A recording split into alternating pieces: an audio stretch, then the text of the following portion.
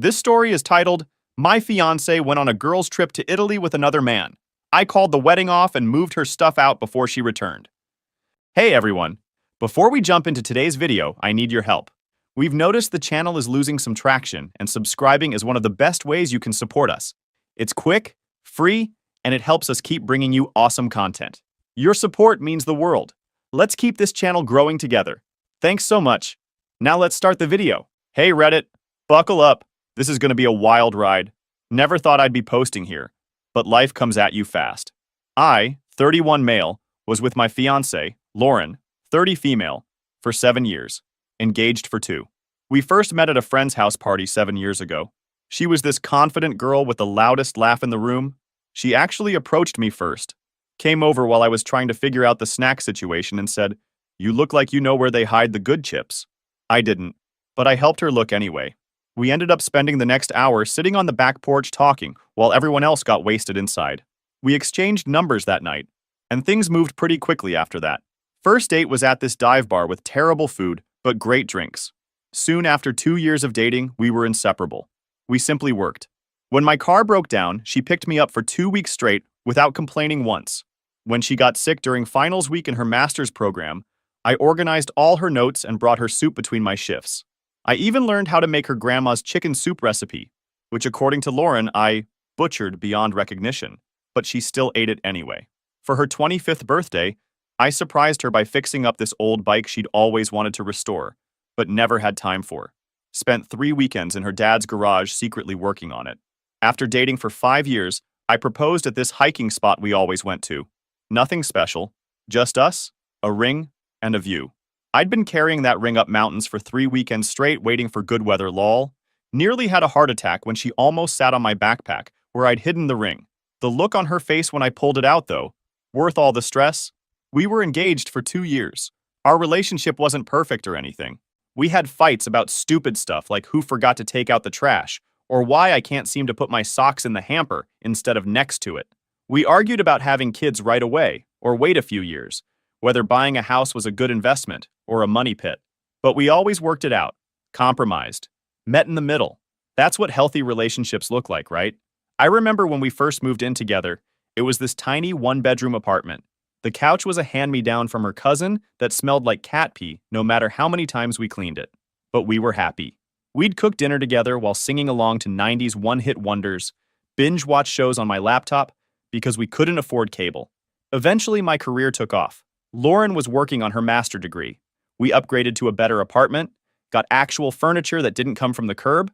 We were building this life together, brick by brick, making all these plans. The wedding was just the next logical step in our perfect little life plan. After 1 year of our engagement, though, there were some things that started to show. Started slight at first. Lauren got super protective of her phone about 8 months before the wedding, taking it to the bathroom, sleeping with it under her pillow, texting most of the time. I just thought, oh, she probably doesn't want me to see that she's looking at wedding stuff, or maybe she's texting her friends about bachelorette party plans. Yeah, real genius detective work there. I remember one night waking up at like 3 a.m. and she wasn't in bed, found her in the kitchen, scrolling on her phone with this weird smile on her face.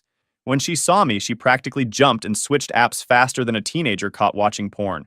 Said she couldn't sleep and was just checking Instagram. At 3 a.m., with that dreamy look on her face.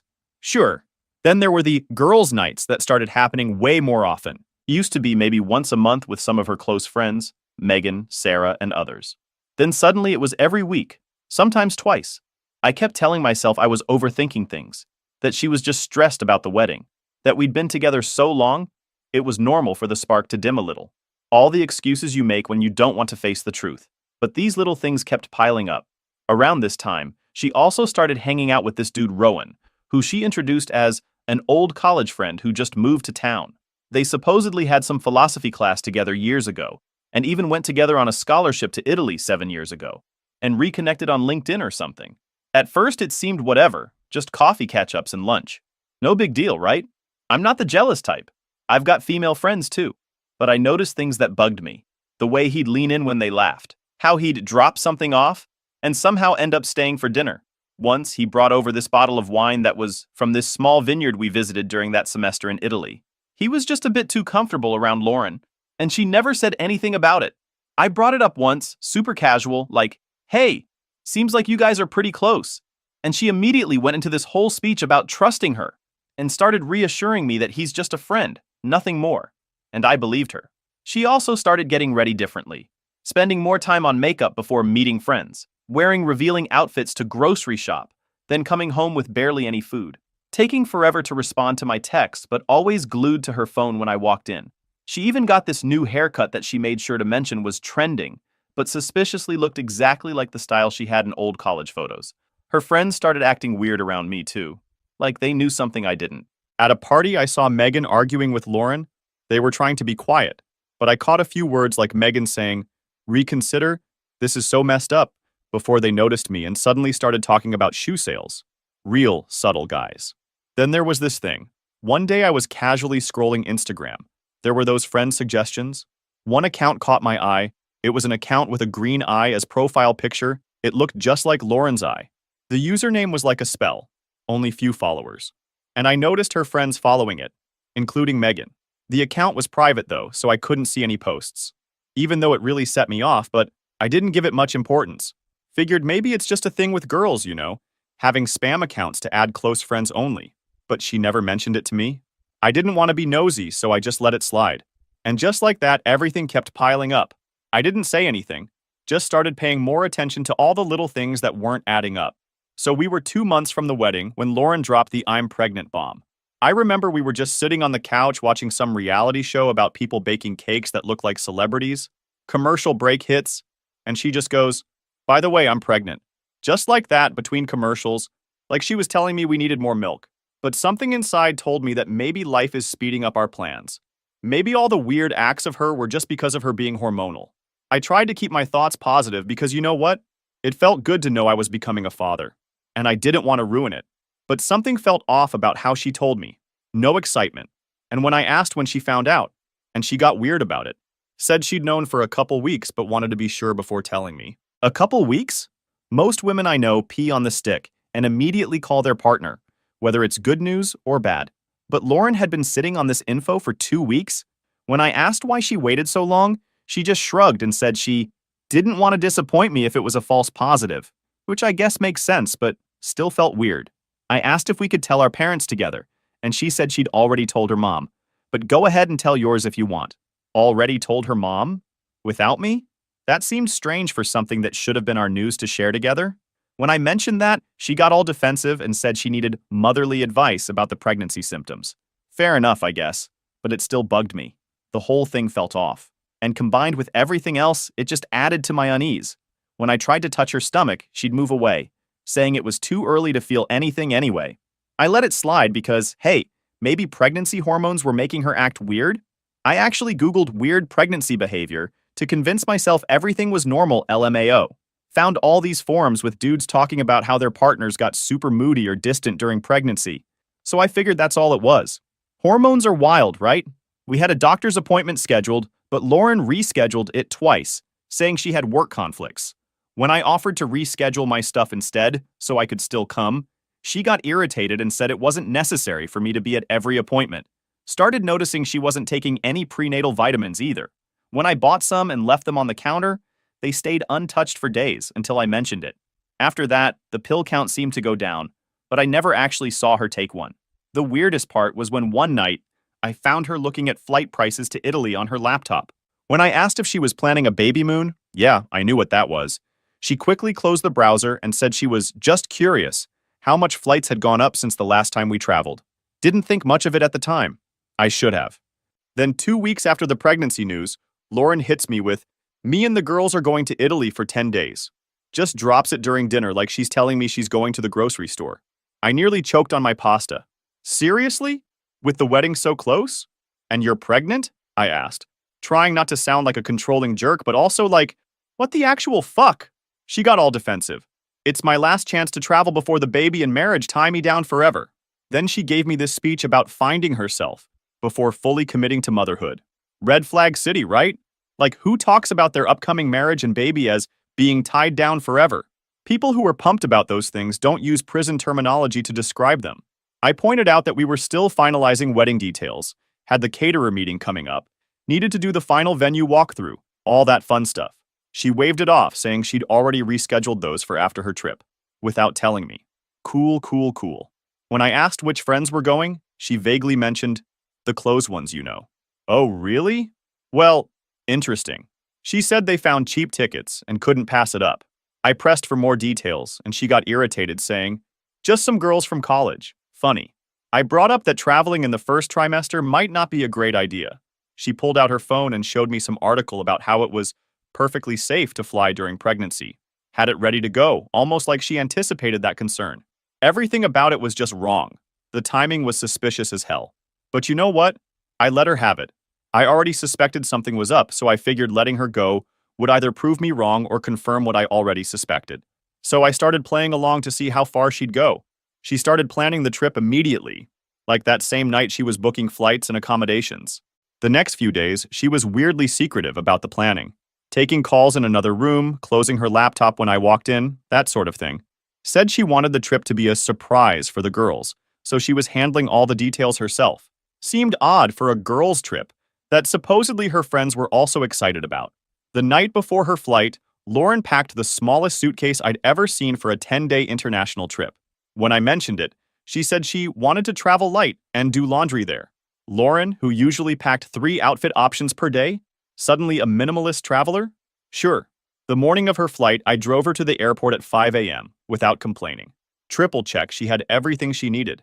Asked if she was sure her friends were meeting her at the right terminal. She nodded, saying they had it all planned out.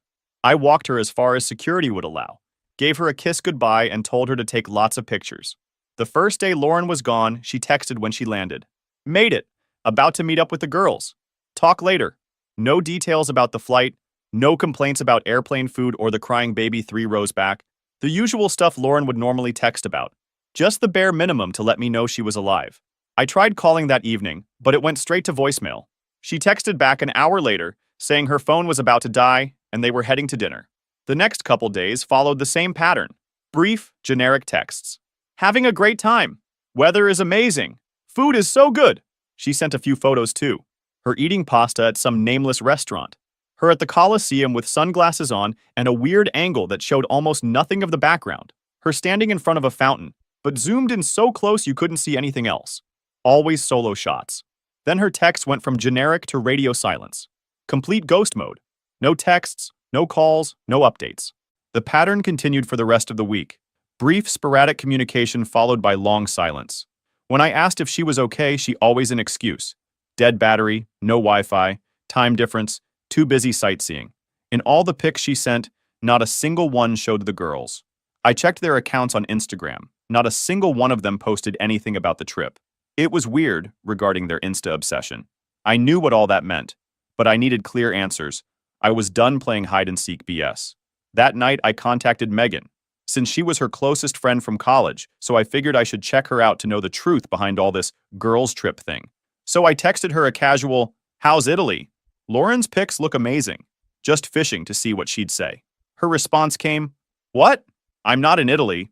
I'm at my parents' this weekend." When she realized she just exposed the whole BS, she tried to pull back fast. "Oh, the Italy trip. I couldn't go because of..." I cut her off. "We need to talk about Lauren. For real this time." She got all nervous, typing a message and deleting, but then agreed to meet at this coffee shop near my place the next day. Right after that, I checked our credit card statements, found charges at a fancy restaurant in Florence that definitely costs more than Lauren would normally spend on a girl's lunch. Hotel charges. Beautiful. Then the next day I met with Megan. When I walked in, she was already sitting nervously, shredding a napkin. The universal look of someone carrying a secret that's eating them alive. "Look, I'm guessing you found out," she said, before I could even sit down. "Yes, but I want to hear everything. Speak. Listen, it's not that I wanted to cover this up. I swear I never. But Lauren, let me just show you." She took a deep breath, pulled out her phone. "Remember that private spam account of Lauren I once saw in my suggestions?" Yes. Turned out it wasn't a friend's thing. It was Lauren living a double life. Megan showed me Lauren's Finsta posts. My stomach dropped seeing the pics. Not because I was surprised, I'd pretty much figured it out by then, but seeing it confirmed just hits different, you know? Remember Rowan? The posts were Lauren and him all over Italy, holding hands in Venice, kissing in front of the Trevi fountain. The captions made me want to puke. When you know, soulmates are not only lovers. Beautiful day with my boy. There were tons of photos. Them drinking wine at sunset, them on a gondola, them with their foreheads pressed together making those gross, lovey-dovey faces. The location tags showed they'd been in the exact same spots where she sent me the girls' trip photos. She literally cropped this guy out of pictures she sent me. They've been seeing each other for months, Megan said, looking genuinely uncomfortable. They started hanging out more after he moved back to town, but it turned into something else pretty quickly. According to Megan, Lauren was confused about what she wanted. Yeah, because being engaged for 2 years isn't enough time to figure your shit out? She was planning to tell me after Italy, where she and Rowan were testing their relationship. Cool, cool, cool. She made me promise not to tell you, Megan said. But this has gone too far. The pregnancy, the lying, all of it. I know I should have told you sooner, but I chickened out. Didn't want to cause troubles while all the other girls in our group are hyping Laura up and encouraging her affair with Rowan. Lowell showed me their group chat. Literally all of them were covering it up and applauding for Lauren. You and Rowan are soulmates. When will you leave your fiancé? He's so boring. Well, we'll see about that. Megan also revealed that Lauren had been staying at Rowan's place at least twice a week for months. Those girls' nights were actually dates. The weekend work retreat was a getaway with him. All those times she was helping her mom, she was with him. The whole relationship had been one massive lie. When did it start? I asked, trying to piece together the timeline. January, I think? Around when he moved back. They ran into each other at some alumni thing and started texting. It was just friendly at first, but then, January. 6 months of cheating. While we were planning our wedding. While I was helping pick out napkin colors and writing my vows like an idiot. Megan shook her head. I'm so sorry. You're a good guy. You don't deserve this. I'm so sorry for not telling you sooner. I thanked her for being straight with me and left. The walk home was a blur. My brain kept replaying every suspicious moment, every lie, every time I ignored my gut feeling. 7 years together. And this is how it ends. Wasted all these years of my life with someone who couldn't stay loyal. The disrespect was unmatched. When I got home, I went straight to my laptop. Canceled the venue first, then the caterer. They were less understanding. Apparently canceling 8 weeks out means you still pay 75%. Whatever. Better to lose the deposit than spend the rest of your life with a cheater. Then DJ, the photographer, the florist, the cake. One by one, I dismantled what was supposed to be the happiest day of our lives. Some vendors were cool about it, others were strict about their cancellation policies. I just paid what they asked and moved on. Called my parents, wedding's off. Mom cried, Dad was so confused and asked if I was sure. I didn't explain a lot. This wasn't a drink away your sorrows kind of situation. This was a methodically erase 7 years of your life situation. With the wedding officially nuked, I turned my attention to Lauren's stuff, pulled out all the storage bins from the closet and started packing. Clothes, makeup, books, everything. I was surprisingly calm about it, like I'd entered some zen state of breakup efficiency. Didn't damage anything, didn't throw anything away, just packed it all. Then I took her name off our lease, called the landlord and explained the situation. He was surprisingly cool about it, even helped me find a locksmith who could come that same day. $200 later, I had new locks, and Lauren's key wouldn't work anymore. Small price for peace of mind. Removed her from my phone plan, froze our joint account, which thankfully didn't have much in it, and moved my money to a new account. Methodically cut every tie that bound us together. I even went to our Amazon account and deleted all the baby stuff from our registry. That one hurt, not gonna lie. I still wanted to be a dad someday. Just not like this. Not with someone who could lie to my face for months. I wasn't even sure if that was my baby anymore. The one thing I didn't pack was her engagement ring. She'd left it on the bathroom counter before her trip, claimed she was afraid of losing it while traveling. Now I knew the real reason. Hard to look like a single girl on vacation with your boyfriend when you're wearing another man's ring. I put the ring on the kitchen table with a note. Your stuff is boxed up and sent to your parents' house. Don't bother coming home. Then I arranged for a moving company to pick up her boxes and deliver them to her parents' house. The whole process took about 8 hours. By the time I was done, it was like Lauren had never lived there. 7 years reduced to some boxes and a returned ring. I took one last look around the apartment, now half empty and echoing. Furniture we'd picked out together, art we'd hung on lazy Sundays. The life we'd planned that was now just gone. But I knew I didn't lose anything real. I lost an illusion. The Lauren I loved didn't exist anymore, if she ever did at all. It was he lost now, not mine. With that thought, I ordered takeout. Watched 3 episodes of a show Lauren hated, and fell asleep on the couch. Day 1 of my new life, complete. 1 week later, Lauren calls. I knew she was finally coming from her honeymoon with Rowan, so I picked up. What do you want? I ask, trying to sound bored rather than bitter. Hey baby, I'm landing tonight. My flight gets in at 8. Can you pick me up? The audacity of this woman is truly next level. No, I say. There's this long pause like she can't compute that answer. What do you mean no? I play along. Sorry, I have to work late. Just let yourself in. Then hang up before she can respond. Let her experience the surprise I felt when I found out about her and Rowan. Throughout the day, my phone blows up. 27 missed calls. 43 text messages. Voicemails getting increasingly desperate. That's when I knew she was home. Where is my stuff? What's going on? Answer your phone. Are you serious right now? I put my phone on silent and focus on work. Around 5:30, the office receptionist calls my desk. James, there's someone here for you. She seems upset. Before I can even say, I'll be right there, I hear Lauren screaming in the background. Where is he? James. Great. Just what I needed. A public spectacle at my workplace. I head to the lobby to find Lauren causing a full-on scene. My coworkers are staring. My boss walks by at that exact moment, because of course he does. The universe really making sure this is as uncomfortable as possible. Lauren's mascara is running down her face as she waves my note in the air like a lunatic. What is this? She screams, waving the paper. I grabbed her arm and tried to pull her outside. Lauren, this is my workplace. Let's talk somewhere else. No, you're avoiding me. You changed the locks. You packed up my stuff. You're trying to abandon your baby? There it is. The baby card. Played right in front of everyone at my job. Security starts walking over, and my boss gives me the handle this or you're fired look. I'm beyond mortified. I finally manage to get her outside to the parking lot, where she continues the meltdown. What is wrong with you? How could you do this to me? The irony of her asking me that question nearly makes me laugh. How could I do this to you? You had no right to go through my things, to pack up my stuff, to cancel our wedding without even talking to me. She's legitimately acting like I'm the unreasonable one here. I had every right after finding out you've been cheating on me for months. Her face does this weird thing, cycling through different expressions. Shock, anger, desperation, calculation, then fake remorse. It's like watching someone flip through a Rolodex of manipulation tactics. James, please, it's not what you think. He's just a friend. Save it. I saw all the photos in that Finsta of you.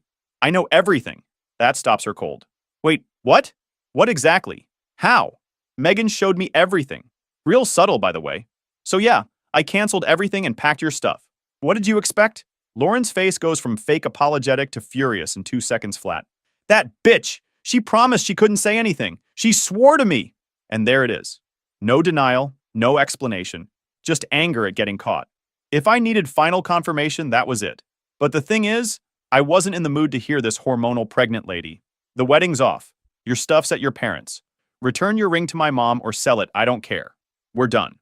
Now get the hell out of here. There's nothing else to talk about. That's when she switched tactics again. Started sobbing. But what about our baby? You're just going to abandon your child. Yeah, if he's even mine. Her hesitation tells me everything I need to know. That's what I thought. She immediately gets defensive. Of course it's yours. I can't believe you would even suggest. Cut the crap, Lauren. I'm not signing a birth certificate without a DNA test. She tries crying again, then begging, then gets nasty and says I never satisfied her anyway and Rowan actually listens to her. Then back to crying. We're done talking. We're done everything. Go back to Rowan. He's what you want anyway. It's not that simple. Actually, it is. You chose him. I'm choosing me. End of story. Then I get in my car and drive off, leaving her standing in the parking lot. When I get home, I send a quick email to my boss apologizing for the scene. I just had the most embarrassing workplace confrontation in human history. Then I text my buddy Chris asking if I can crash at his place. He responds immediately. Guest room's ready. Come whenever. Good friends. That's what gets you through this kind of shit. So after that showdown with Lauren, her family went nuclear. Her mom called me at 6 a.m. the next day, screaming so loud I had to hold the phone away from my ear. According to her, I was the worst human being on the planet for abandoning my pregnant fiancé and humiliating their daughter and destroying their family. Literally didn't mention once that her precious daughter was cheating on me for half a year. But sure, I'm the bad guy. Her dad called next. Had this whole "you made a commitment, son" speech ready to go. called me a coward for not working through problems, and said real men step up when there's a baby involved. Again, zero acknowledgement of the cheating. I guess fidelity isn't a family value over there. Mr. Davis, I said, trying to sound respectful despite wanting to throw my phone out the window. I think Lauren forgot to mention that she has been cheating with another man, and now she's pregnant, possibly with his child. So forgive me if I'm not rushing to step up at the moment. Long silence on his end. Then he went on. We've known Lauren her whole life, he said, like that was some kind of argument. She wouldn't do what you're claiming. Well, I've known her for 7 years, and I didn't think she would either. Yet here we are. The conversation went downhill from there. Lots of, you're making a mistake, and you'll regret this. And my personal favorite, we always thought you weren't good enough for her. Great parenting there, Mr. Davis. A plus stuff. After I hung up, I decided to end this once and for all. I took one of the Italy kissing photos Megan had sent me, the most obvious one where Lauren and Rowan were full-on making out in front of the Trevi fountain, and sent it to her family. More arguments followed. More guilt trips. More family pressure. But I stood firm on this. Paternity test or nothing. Eventually they agreed, probably thinking it would prove them right and force me back into their daughter's life. The next week was hell. Lauren kept showing up at my apartment building, trying to get in. Thankfully, I'd already moved in with Chris temporarily, so she was just annoying my neighbors. She kept texting, first apologizing, I made a mistake, please forgive me, then switching from threatening, you'll pay for this, to bizarre, Rowan means nothing to me, but he says he'll fight for me if you don't want me. No, but that one actually made me laugh. I didn't bother replying. She also started telling people her version of events. According to mutual friends who reached out, I was a controlling, paranoid jerk who hacked her social media, stalked her in Italy, and abandoned her when she told me she was pregnant. Even some people who knew about Rowan somehow still thought I was the villain in this story. The mental gymnastics were truly impressive. Finally, the day arrived. The paternity test results came exactly 1 week later. The clinic called and asked us both to come in. Mr. Thompson, according to our analysis, there is a 0% chance that you are the biological father of Ms. Davis's child. 0%. Not even a margin of error. Not my kid. Lauren burst into tears immediately. Not sad tears, angry tears. Like she was offended by biology itself for not cooperating with her plan. That's impossible, she yelled. The test is wrong. We need to do it again. The doctor, clearly wishing he'd chosen a different career that day, calmly explained that the test was 99.9% accurate and that contamination or errors were extremely unlikely. I felt nothing about it. At this point, thank God it wasn't my kid. Lauren tried a new angle. It must have happened right before the trip, she said, turning to me with desperate eyes. Rowan and I, it was just once, right before Italy. I really thought it was yours, James. I really did. Congratulations, I said, standing up. Now go tell Rowan he's going to be a dad. I walked out of that clinic feeling like I dodged the world's biggest bullet. That night, I forwarded the results to her entire family with one line. I wish you all the best. Please don't contact me again. So this is it, folks. Thanks for reading. At the end, I just want to say, always trust your gut. Those little feelings you try to ignore, they're usually trying to tell you everything. Oh, and don't forget to check the Finsta. Edit one. Wow. Didn't expect this to blow up. Thanks for all the comments and awards, really appreciate it, guys. And for those saying Megan violated girl code by telling me the truth, are you serious? What about the don't cheat on your fiancé code? Because that seems slightly more important than protecting your friend's ability to cheat without consequences. Edit 2. New update coming soon. Redditors, stay tuned. Update. Hey Reddit. It's been a while. So a lot of you were asking me for an update, so here I am. So it's been 6 months since the paternity test results came back. I moved into my own place eventually. Focused on work, got a promotion, started running again, something I'd given up during the wedding planning chaos. The funny thing is, it's not bad at all. The first month was rough, not gonna lie. My buddy Chris had me over for dinners every Sunday. We're hanging out more now. My sister called more often. My dad, in his emotionally stunted but well-meaning way, sent me articles about moving on after breakups that were clearly written for teenage girls, but hey, it's the thought that counts. Lauren and Rowan were trying to make it work, according to mutual friends. They moved in together right before the baby was born, got engaged a month later, then unengaged 2 months after that. The whole timeline playing out on social media like a trashy reality show I'm grateful to no longer be part of. From what I hear, parenthood isn't exactly bringing out the best in either of them. Lauren posts these perfectly staged photos of baby Aiden, Yes, she named her kid Aiden in 2025, poor guy, with captions about how char blessed she is. But our mutual friend Jess ran into her at Target and said she looked like a zombie and spent 20 minutes complaining about how Rowan doesn't help at all, and her mom is too critical, and she never gets to do anything fun anymore. Meanwhile, Rowan's reportedly out with his friends 3 nights a week and has already been caught texting his ex. Shocker. Well, karma's a bitch. But the funny part? Megan and I stayed in touch after everything went down. At first, it was just her checking if I was okay. A text here and there. Then we started grabbing coffee occasionally. Just as friends, catching up. Then coffee turned into lunches, dinners, movie nights. Then Megan and I started dating. And honestly, it's the healthiest relationship I've ever had. Megan's straightforward, doesn't play games, makes me laugh until my stomach hurts.